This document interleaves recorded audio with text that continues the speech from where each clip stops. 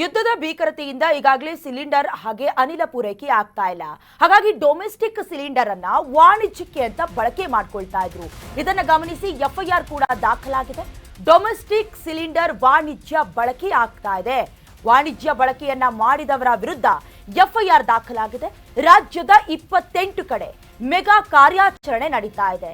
1448 cylinder ಅನ್ನ ಅಧಿಕಾರಿಗಳು ಜಪ್ತಿ ಮಾಡಿಕೊಂಡಿದ್ದಾರೆ. ರಾಜ್ಯದಾದ್ಯಂತ ಬರೋಬ್ಬರಿ 25 ಎಫ್ಐಆರ್ ದಾಖಲಾಗಿದೆ.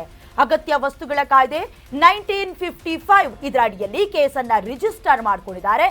ಇನ್ನು ಡಿವೈಡ್ ಆಗಿ ಹೇಳ್ಬೇಕಂದ್ರೆ ಬೆಂಗಳೂರು ನಗರದಲ್ಲಿ 485, ಗ್ರಾಮಾಂತರದಲ್ಲಿ 115, ಬೀದರ್ನಲ್ಲಿ 105 ಹಾಗೆ ಚಿಕ್ಕಬಳ್ಳಾಪುರದಲ್ಲಿ 135ಕ್ಕೆ ಸೇರಿ ಹಲವೆಡೆ ಸಿಲಿಂಡರ್ ವಶಕ್ಕೆ ಪಡ್ಕೊಳ್ಳಲಾಗಿದೆ. ಒಂದು ಕಡೆ ಕಮರ್ಷಿಯಲ್ ಗ್ಯಾಸ್ ಸಿಲಿಂಡರ್ನ ಪೂರೈಕೆ ಬಹಳಷ್ಟು ಕ್ಷೀಣಿಸ್ತಾ ಇದೆ. ಸಂಬಂಧಪಟ್ಟಂತೆ ಡೊಮೆಸ್ಟಿಕ್ ಅಂತ ಹೇಳಿದ್ರೆ ಗೃಹ ಬಳಕೆಯಾಗುವಂತ ಸಿಲಿಂಡರ್ ಇಂದ ಹೋಟೆಲ್ ಉದ್ಯಮ ಅಥವಾ ಶಾಲಾ ಕಾಲೇಜು ಹಾಸ್ಪಿಟಲ್ ಕೆಲವೊಂದಷ್ಟು ಕಮರ್ಷಿಯಲ್ ಇರ್ತಾವಲ್ಲ ಅಂತವಕ್ಕೆ ದಿನಬಳಕೆಯ ಸಿಲಿಂಡರ್ ಅನ್ನ ಬಳಕೆ ಮಾಡಲಾಗ್ತಾ ಇತ್ತು. ಬಟ್ ಅವ್ರಿಗೂ ಕೂಡ ದೇರ್ ಇಸ್ ನೋ ಆಪ್ಷನ್, ಹಾಗಾಗಿ ಆ ಬಳಕೆಯನ್ನ ಮಾಡ್ಕೊಳ್ತಾ ಇದ್ರು. ಸೊ ಈಗ ಈ ಎಲ್ಲಾ ವಿಚಾರಗಳು ಗಣನೆಗೆ ಅಥವಾ ಬೆಳಕಿಗೆ ಬರ್ತಾ ಇದೆ. ಒಂದೇ ತಿಂಗಳಿನಲ್ಲಿ ಬ್ಲಾಕ್ ನಲ್ಲಿ ತಗೊಳ್ಳೋದು ಅಥವಾ ರೀಫಿಲ್ ಮಾಡಿಸ್ಕೊಳ್ಳೋದು ಎಲ್ಲವೂ ಕೂಡ ಗೊತ್ತಾಗ್ತಿದ್ದಂತೆ ಈಗ ಎಫ್ಐಆರ್ ಕೂಡ ದಾಖಲಾಗಿದೆ. ಬಟ್ ಸಂಬಂಧಪಟ್ಟಂತೆ ಉದ್ದಿಮೆದಾರರಿಗೂ ಕೂಡ ಬಹಳಷ್ಟು ನಷ್ಟವಾಗ್ತಾ ಇದೆ. ಹೇಳ್ಬೇಕಂತ ಹೇಳಿದ್ರೆ ಸಿಬ್ಬಂದಿ ವರ್ಗಕ್ಕೂ ಕೂಡ ಅಡಿಗೆ ಮಾಡೋದಕ್ಕೆ ನಮಗೆ ಸಿಲಿಂಡರ್ ಇಲ್ಲ ಅಂತ ಅಳಲನ್ನ ತೋಡ್ಕೊಂಡಿದ್ರು. ಸೊ ಈಗ ಸದ್ಯದ ಮಟ್ಟಿಗೆ ಡೊಮೆಸ್ಟಿಕ್ ಸಿಲಿಂಡರ್ ವಾಣಿಜ್ಯ ಬಳಕೆಗಾಗ್ತಾ ಇರುವುದಕ್ಕೆ